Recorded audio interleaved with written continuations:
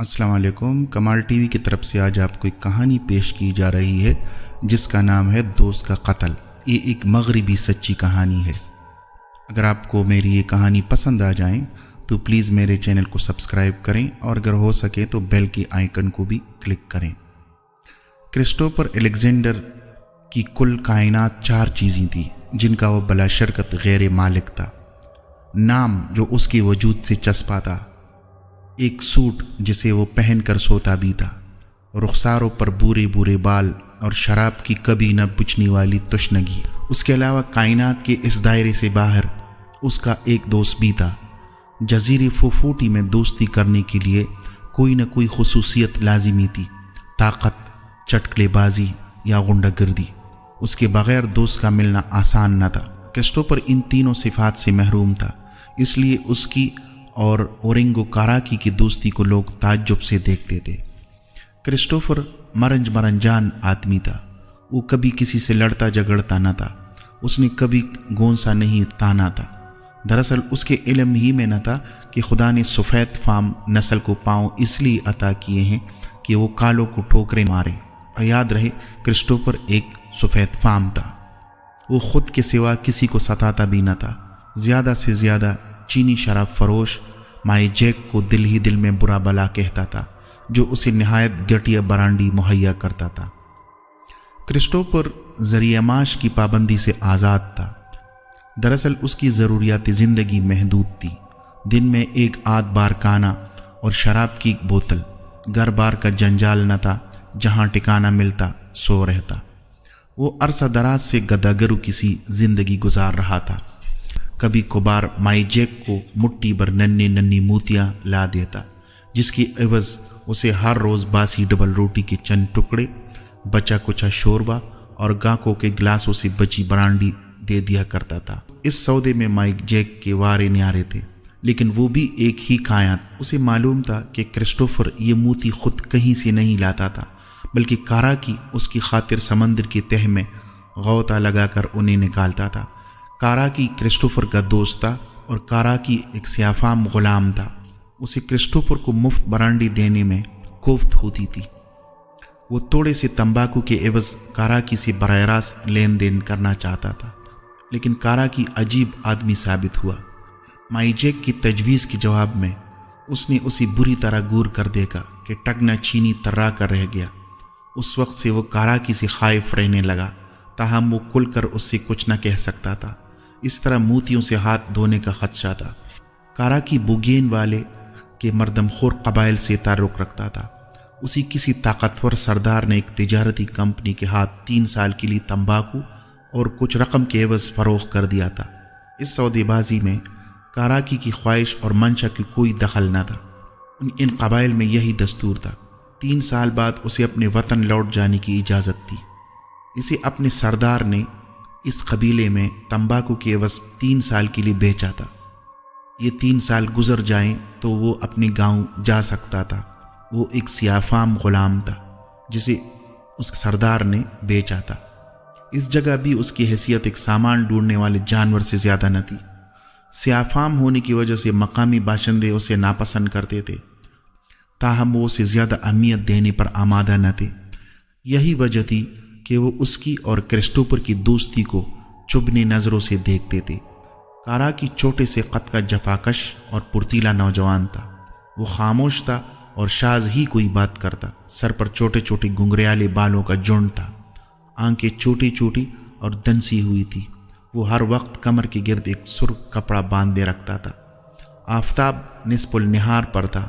کاراکی اپنی ناریل کے پتوں سے بنی چبے والی کٹیا میں بیٹا اونگ رہا تھا۔ دفتن اس کے کانوں میں آواز آئی، کہاں مر گیا کالیا، اپنی یار کو سنبھال، خرمستی کر رہا ہے تو؟ اس کی نظر مائی جیک کی دکان پر پڑی۔ کرسٹوفر نشے میں دھت ڈگمگاتا ہوا نکل رہا تھا۔ مائی جیک نے اسے سہارا دینے کی بجائے دھکیل دیا اور وہ لڑکڑاتا ہوا زمین پر منہ کے بل گر پڑا۔ کاراکی اٹھا اور اس کے قریب خاموشی سے جا کھڑا ہوا۔ پھر اس نے جھک کر کرسٹوفر کے بازو اپنے پشت پر رکھے اور بچے کی طرح اٹھا لایا۔ وہ اسے کٹیا میں لے آیا اور نہایت آہستہ آہستہ سی چٹائی پر لٹا دیا۔ پھر وہ بالٹی میں پانی بھر کر لایا اور کرسٹوفر کے سر اور منہ کو دھونے لگا۔ کرسٹوفر اب بھی مدہوشی کے عالم میں تھا۔ کاراکی نے اس کا سر اور منہ ایک میلے کپڑے سے خشک کیا، پھر سندل کی کنگھی اس کے سر اور داڑھی میں پیرنے لگا۔ ساتھ ہی وہ مکھیاں بھی اڑاتا جاتا تھا جو کرسٹوفر کے منہ پر بنبنا رہی تھی۔ آفتاب کی رو پہلی کرنوں میں کرسٹوفر کے سر اور داڑھی کے بال سونے کی تاروں کی طرح چمک دمک رہے تھے، اور کاراکی کی چھوٹی چھوٹی آنکھیں مسرت اور سے چمک رہی تھی۔ یوں لگتا تھا جیسے اس کی نظروں کے سامنے بیش بہا خزانہ ہے۔ اس کی حریصانہ نظریں کرسٹوفر کی بوری بوری بالوں پر گڑی تھی۔ آفتاب دھیرے دھیرے سفر کی منزلیں طے کر رہا تھا۔ ساری فضا اونگتی نظر آ رہی تھی، ہوا میں گرمی تھی۔ اس وقت جزیرے بھر میں ہو کا عالم طاری ہو جاتا تھا، ہر طرف سناٹا چھا جاتا تھا۔ تجارتی کمپنی کا عملہ لکڑی کی بارکوں میں آرام کرتا اور مزدور بھی گڑی دو گڑی کمر سیدھی کر لیتے۔ جزیرہ سنسان تھا، دور دور تک کوئی متنفس نظر نہیں آتا تھا۔ مائک جیک کی دکان پر بھی الو بول رہا تھا، وہ بھی اپنی بوتلوں کی پیچھے سٹول پر بیٹھا اونگ رہا تھا۔ اس کا ذہن تیزی سے کام کر رہا تھا۔ ہوائیں جنوب مشرق کی سمت چل رہی تھی، جس سے سمندروں کی لہروں کا رخ بدل گیا تھا۔ وہ مدت سے اس سنہری موقع کا منتظر تھا۔ اسے اپنے خواب پورے ہوتے ہوئے دکھائی دے رہے تھے۔ اس کی چھوٹی چھوٹی دنسی ہوئی آنکھ کے عزم سے چمک رہی تھی۔ وہ اٹھا اور کٹیا سے باہر نکل آیا، ادھر ادھر نظر ڈالی اور کمپنی کے دفتر کی طرف بڑھا۔ دفتر خالی تھا۔ اس نے دیوار پر لٹکے ایک فریم کو ہٹایا۔ اس کے پیچھے ایک چھوٹا سا طاق تھا جس میں ایک بڑی سی کنجی رکھی تھی۔ کاراکی پہلے ہی ٹو لگا چکا تھا۔ وہ سوچے سمجھے منصوبے کے تحت کام کر رہا تھا۔ کنجی لے کر وہ کمپنی کے گودام کی طرف بڑھا۔ دروازے پر لگا قفل کھل گیا تو وہ دبی پاؤں اندر داخل ہوا۔ گودام مختلف اشیاء سے بھرا پڑا ہوا تھا۔ اس کی متجسس نظروں نے چشم و زون میں ان کا جائزہ لیا اور اس کے ہاتھ تیزی سے کام کرنے لگے۔ پہلے تو اس نے 3 قیمتی پردے، تمباکو کے 2 ڈبے، چند چاقو اور ایک تیزدار کلہاڑی منتخب کی، انہیں ایک طرف رکھا۔ پھر اس نے 3 عمدہ رائفلیں اور کارتوسوں کی ایک پیٹی اٹھائی، انہیں بھی دوسرے مال غنیمت کے ساتھ رکھا اور کلہاڑی لیے دبے پاؤں گودام سے نکلا۔ چند ثانیے وہ حالات کا جائزہ لیتا رہا، پھر چپکے سے دفتر کے پش پر پہنچا۔ اس جگہ کئی کشتیاں بندھی تھیں۔ کاراکی نے کلہاڑی کی مدد سے ان کی تہ میں شگاف کرنے شروع کر دیے۔ چند منٹوں میں ساری کشتیاں ناکارہ ہو چکی تھیں۔ اب اس کے چہرے پر اطمینان جھلک رہا تھا۔ وہ تقریباً دوڑتا ہوا سمندر کی طرف گیا۔ کنارے پر ایک بڑی سی کشتی لنگر انداز تھی۔ اس نے اس کا اچھی طرح جائزہ لیا، پھر دوڑتا ہوا دفتر پہنچا۔ 3 پیروں میں اس نے سارا سامان کشتی پر لاد دیا۔ اس سے فارغ ہو کر وہ کٹیا میں پہنچا۔ کرسٹوفر ہنوز مدہوش تھا۔ کاراکی اس کے پہلو میں بیٹھ گیا اور اسے ہلانے جلانے لگا۔ مسٹر اٹھو، جلدی کرو، جلدی جلدی کرو۔ الفاظ اس کے منہ سے ہمیشہ کی طرح ٹوٹ ٹوٹ کر نکل رہے تھے۔ کرسٹوفر ٹس سے مس نہ ہوتا تھا۔ کاراکی نے ادھر ادھر دیکھا اور چلو میں پانی لا کر اس کے منہ پر چینٹے مارنے لگا۔ اس پر بھی کرسٹوفر نے جنبش نہ کی تو اس نے اسے پھر اپنے بازو پر اٹھایا اور سمندر کی طرف لے چلا۔ کرسٹوفر کو کشتی میں لٹا کر وہ کٹیا میں آیا، چاول کی بوری اور آلو کا تیلا اٹھایا، گرد و پیش پر نظر دوڑانے لگا۔ اس کی نظر پانی کے ڈرم اور بسکٹوں کے ڈبے پر پڑی۔ اس نے بوری سر پر اور تیلا پش پر رکھا، بسکٹوں کے ڈبے کے کونے کو دانتوں سے پکڑ کر اور ڈرم ہاتھوں میں اٹھائے کٹیا کو ہمیشہ کے لیے چھوڑ گیا۔ کشتی میں ان چیزوں کو رکھ کر اس نے چپو سنبھالے اور تیزی سے چلانے لگا۔ ہوا حسب توقع موافق تھی۔ کشتی سمندر کا سینہ چیرتی تیزی سے بہنے لگی۔ جزیرہ دور ہوتا جا رہا تھا اور کشتی سمندر کی کھلی آغوش میں ہچکولے کھا رہی تھی۔ کاراکی نے صرف ایک مرتبہ پلٹ کر جزیرے کی طرف دیکھا اور ہمیشہ کے لیے منہ پھیر لیا۔ جزیرے میں کسی نے انہیں جاتے نہیں دیکھا۔ دن ڈل رہا تھا۔ آفتاب سمندر کی گود میں منہ چھپانے کو تھا۔ شفق کی سرخی لہروں کی منہ پر غازہ مل رہی تھی۔ ہوا میں خنکی آ گئی تھی۔ محیط پر سکوت کا تسلط تھا۔ صرف چپوں کی آواز اس سکوت کو توڑتی ہوئی زندگی کے آثار کا پتہ دے جاتی تھی۔ کشتی نامعلوم منزل کی طرف تیزی سے بڑھ رہی تھی۔ اچانک کرسٹوفر بڑبڑایا اور کاراکی نے اس کی طرف دیکھا۔ لیکن خاموش رہا۔ کرسٹوفر انگڑائی لے کر اٹھا۔ اس نے آنکھیں ملتی ہوئے چاروں طرف دیکھا اور کچھ نہ سمجھتے ہوئے چلایا، کاراکی! کاراکی نے اپنی چھوٹی چھوٹی آنکھیں اپنے دوست کی طرف گھمائیں اور منہ سے کچھ نہ بولا۔ یہ سب کیا ہے؟ ہم کہاں جا رہے ہیں؟ تم! کرسٹوفر گلا پاڑ کر چلایا۔ مسٹر، خاموش رہو، کاراکی نے غالباً زندگی میں پہلی مرتبہ تہمکانہ لہجے میں کہا۔ دوسرے ہی لمحے اس کا لہجہ بدل گیا اور وہ پیار سے بولا، کچھ کھا لو، تم نے صبح ہی سے کچھ نہیں کھایا ہے۔ جہنم میں جاؤ! کرسٹوفر چلایا، مجھے برانڈی چاہیے۔ برانڈی نہیں مل سکتی، کاراکی نے فیصلہ کن لہجے میں کہا۔ لیکن تم مجھے کہاں لے کے جا رہے ہو؟ کرسٹوفر نے بے بسی سے کہا۔ میں تمہیں اپنے گھر لے جا رہا ہوں، کاراکی نے مختصراً جواب دیا اور تیزی سے چپو چلانے لگا۔ کاراکی ایک سیاہ فام تھا جبکہ کرسٹوفر ایک سفید فام۔ لیکن آخر کیوں؟ کرسٹوفر نے حیرانی سے پوچھا۔ تم یہاں بہت ذلیل ہو چکے ہو، کاراکی نے ٹہری ہوئی انداز میں کہا۔ کرسٹوفر غصے سے ہونٹ چبانے لگا۔ کاراکی لاپرواہی سے چپو چلاتا رہا۔ تاریکی تیزی سے بڑھتی آ رہی تھی۔ کرسٹوفر کو بھوک محسوس ہونے لگا۔ اس نے لپک کر بسکٹوں کا ڈبہ اٹھایا اور اسے کھول کر بیک وقت 3 بسکٹ کھانے کو ہی تھا کہ کاراکی بولا، مسٹر، تھوڑا تھوڑا کھاؤ، نہ جانے کتنے دن کا سفر ہو۔ کرسٹوفر کا ہاتھ رک گیا اور وہ اسے گھورنے لگا۔ نیم تاریکی میں کاراکی کا چہرہ صاف نظر آ رہا تھا۔ کرسٹوفر نے 3 بسکٹ کھائے اور پانی پیے بغیر لیٹ گیا۔ کشتی چلتی رہی۔ کشتی رات بھر چلتی رہی۔ کرسٹوفر مزے سے سوتا رہا۔ کاراکی چپو چلاتا رہا۔ رات بیت گئی۔ آفتاب نے سمندر کی گود سے منہ نکالا اور 2 بے یار و مددگار مسافروں کو دیکھنے لگا۔ ایک سو رہا تھا، دوسرا جاگ رہا تھا۔ ایک کی آنکھیں بند تھی، دوسرے کی کسی انجانی مسرت سے چمک رہی تھی۔ اس نے جب اپنی گرم گرم کرنیں بند آنکھوں پر پھینکی تو وہ کھل گئیں۔ کرسٹوفر پہلے تو آنکھیں کھولے جائزہ لیتا رہا۔ جو کچھ ہو رہا تھا وہ اس کی سمجھ سے بالا تر بھی تھا اور دسترس سے باہر بھی۔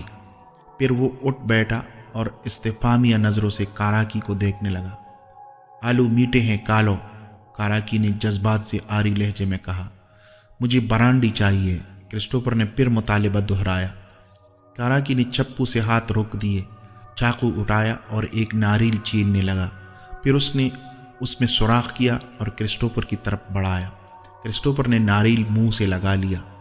اس کا پانی پی کر اسے تسکین محسوس ہوئی، گویا نشہ آ گیا۔ اس نے مسکرا کر کاراکی کو دیکھا اور وہ بھی مسکرانے لگا۔ ہم کب تک تمہارے گھر پہنچ جائیں گے؟ اس نے دوستانہ رویہ اختیار کر لیا۔ معلوم نہیں، کاراکی نے سپاٹ لہجے میں کہا۔ کرسٹوفر مایوسی سے سمندر کی طرف دیکھنے لگا۔ دن چڑھ گیا تھا، پھر دوپہر ہو گئی اور اس کے بعد شام۔ اس تمام عرصے میں کاراکی بلا تکلف چپو چلاتا رہا۔ کرسٹوفر کتنی ہی آلو کھا گیا اور کئی خالی ناریل پانی میں بھی پھینک دیے۔ اسے خیال تک نہ آیا کہ کاراکی نے بھی کچھ کھایا ہے یا نہیں۔ پیاس اسے بھی لگ سکتی ہے، وہ چپو چلا چلا کر تک بھی سکتا ہے۔ رات ہو گئی اور کرسٹوفر سو گیا۔ کشتی رات بھر چلتی رہی۔ صبح کرسٹوفر کی آنکھ کھلی تو کشتی ایک چٹان سے بندھی کڑی تھی۔ کاراکی غائب تھا۔ اس نے گھبرا کر ادھر ادھر دیکھا۔ کشتی ایک ویران جزیرے کی کنارے تھی۔ وہ اتر کر زمین پر آیا اور چاروں طرف دیکھنے لگا۔ ایک جگہ دھواں اٹھتا نظر آیا۔ وہ اس طرف بڑھا۔ قریب پہنچا تو کیا دیکھتا ہے کہ کاراکی مچھلی آگ پر بھون رہا ہے۔ خوشبو سے کرسٹوفر کی اشتہا چمک اٹھی۔ وہ چشم زون میں مچھلی چٹ کر گئے۔ کاراکی، تمہیں اندازہ بھی ہے کہ تمہارا گھر کس طرف ہے؟ کرسٹوفر نے شفقت سے کہا۔ جواب میں کاراکی نے انگلی سے ایک طرف اشارہ کیا اور منہ سے کچھ نہ بولا۔ دونوں چپ چاپ کشتی میں آ بیٹھے اور کاراکی نے چپو سنبھال لیے۔ دوسرا دن بھی گزر گیا، تیسرا دن بھی اور چوتھا بھی۔ بسکٹوں کا ڈبہ تو پہلی ہی دن خالی ہو چکا تھا۔ آلو کا تھیلا بھی خالی ہو گیا۔ کرسٹوفر نے کچے چاول چبانا شروع کیے، لیکن پیٹ میں اس شدت کا درد محسوس ہوا کہ اس نے کچے چاول کھانے سے توبہ کر لی۔ لے دے کر ناریل رہ گئے تھے، وہ بھی 2-4۔ کرسٹوفر انہی پر گزارا کر رہا تھا، لیکن کاراکی انہیں چھوتا بھی نہ تھا۔ بسکٹ اور آلو بھی کرسٹوفر تنہا کھا گیا تھا۔ اس نے کاراکی سے جب بھی کھانے کو کہا وہ انکار کرتا رہا۔ کرسٹوفر کو حیرت تھی کہ کچھ کھائے پیے بغیر وہ اتنی مشقت کس طرح کر سکتا ہے۔ یہ ایک سیاہ فام ہے، میرا دوست ہے اور میرے لیے اتنا کر رہا ہے۔ اس کا تو حال یہ تھا کہ مکمل فاقہ نہ ہونے کے باوجود نقاہت کے مارے ٹھیک سے بیٹھ بھی نہیں سکتا تھا۔ سب سے زیادہ حیرت اسے شراب چٹ جانے سے ہوئی تھی۔ اسے یقین تھا کہ مرتے دم تک شراب چھوڑ نہیں سکتا تھا۔ کسی دن اگر اسے ایک آدھ گھونٹ نہ ملتا تو اس کا دل خودکشی کر لینے کو چاہتا تھا، لیکن اب کئی دن ہو چکے تھے وہ شراب کی قطعاً حاجت محسوس نہیں کر رہا تھا۔ یہ کیسا انقلاب آ گیا تھا! اسے شراب کی جگہ ناریل کے پانی میں وہ لطف آ رہا تھا کہ وہ بیان نہیں کر سکتا تھا۔ وہ خدا کا شکر ادا کر رہا تھا کہ اس لعنت سے نجات مل گئی جس کی وجہ سے مجھے محض ذلت اور رسوائی تھی۔ وہ اسے کاراکی کا احسان سمجھ رہا تھا کہ اس نے خدا کی اس نعمت سے بہرور کرایا۔ اس کے دل میں کاراکی کا درجہ کئی گنا بلند ہو گیا۔ اب ناریل بھی ختم ہو گئے تھے، دور دور تک کوئی زمین نظر نہ آتی تھی۔ کاراکی نے سمندر کے نمکین پانی میں چاول ابالے اور کرسٹوفر کو کھلا دیا۔ خود اس نے ایک دانہ بھی نہ چھوا۔ ایک ہفتہ گزر چکا تھا، لیکن کاراپی کے عزم و استقلال میں بال برابر بھی فرق نہ آیا تھا۔ کرسٹوفر اس کی بلند حوصلگی پر ہش ہش کر رہا تھا۔ وہ اسے اس وقت دنیا کا بلند ترین انسان سمجھ رہا تھا۔ وہ خود بھوکا رہ کر اسے زندہ رکھ رہا تھا۔ کاش وہ احسان عظیم کا بدلہ چکا سکتا، لیکن وہ تو زندگی سے نا امید ہو چلا تھا۔ منزل کا نام و نشان نظر نہ آتا تھا۔ اسے یقین ہو چلا تھا کہ کاراکی خود بھوکا رہ کر اسے چاول کھلا سکتا ہے، لیکن اسے موت کے منہ سے بچا نہیں سکتا۔ پھر اسے خیال آیا کہ یہ دوستی کا کون سا مقام ہے۔ وہ کاراکی کے اس جذبے کو کیا نام دے؟ کیا یہ جذبہ کسی اور انسان میں بھی ہو سکتا ہے؟ وہ سوچ میں غلطاں تھا۔ کاراکی چلا اٹھا، مسٹر وہ دیکھو، اور کرسٹوفر نے اس کی انگلی کی سیدھ میں بہت سے پرندوں کو منڈلاتے دیکھا۔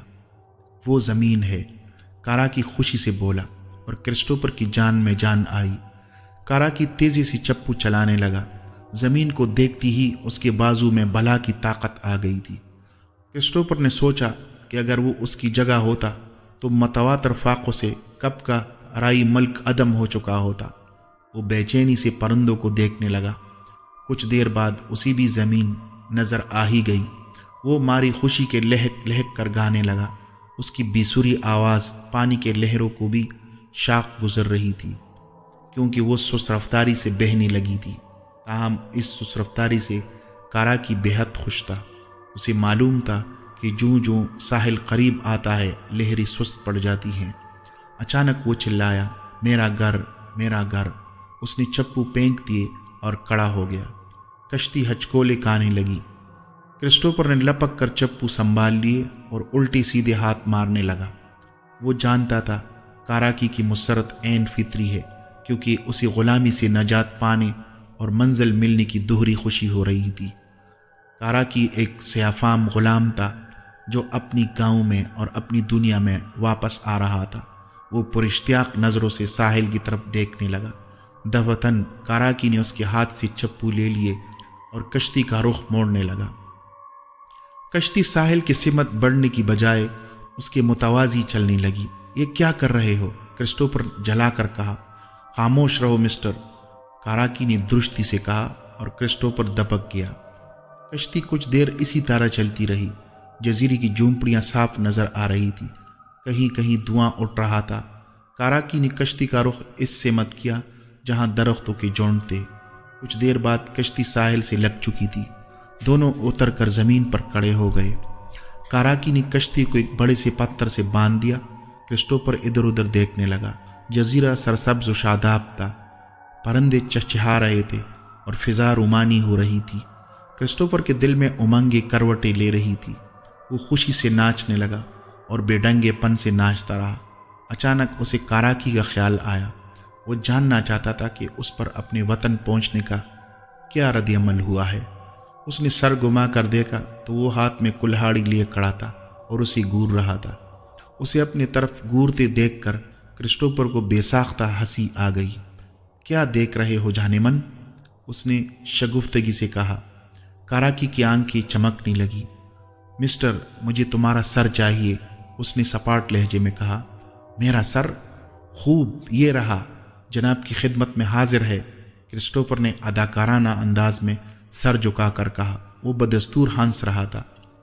کارا کی کلہاڑی لے آگے بڑھا اور وہ چشم زون میں کرسٹوفر کا سر خاک و خون میں لوٹ رہا تھا۔ اس کا جسم زمین پر تڑپ رہا تھا اور مٹی خون سے سرخ ہو گئی تھی۔ کرسٹوفر کو علم نہ تھا کہ کاراکی نے اس سے دوستی محض اس کے سر کے لیے کی تھی۔ وہ اپنی جان پر کھیل کر اسے فوفوٹی سے نکال لایا تھا، خود بھوکا پیاسا رہ کر اس کی جان کی حفاظت کرتا رہا۔ اس کے قبیلے میں ایک سفید فام آدمی کے سر سے زیادہ قیمتی دولت اور کچھ نہ سمجھی جاتی تھی۔ کاراکی کے قبیلے میں سفید فام آدمی کی سر کی قیمت سب سے زیادہ سمجھی جاتی تھی۔ جس شخص کے پاس یہ ہوتا ہے اسے قبیلے کا سردار منتخب کر لیا جاتا۔ عورتیں اس پر پروانہ نثار ہوتی اور بورے بالوں والے سر کی تو کوئی قیمت ہی متعین نہ کی جا سکتی تھی۔ کاراکی کو معلوم تھا کہ 3 سالہ غلامی کے بعد بھی وطن لوٹنے پر اس کی حیثیت ایک غلام سے زیادہ نہ ہوگی۔ اسے پھر تمباکو اور چند سکوں کے عوض کسی اور جگہ فروخت کر دیا جائے گا۔ اسی لیے اس نے کرسٹوفر سے دوستی کی، اس کی خاطر سمندر میں غوطہ لگا کر موتی لاتا رہا تاکہ وہ زندہ رہے۔ وہ دل ہی دل میں منصوبہ بناتا رہا اور آج اس منصوبے کی تکمیل ہو گئی۔ اس نے اپنے سفید فام دوست کو قتل کرتے ہوئے اپنی قبیلے کی سرداری پائی۔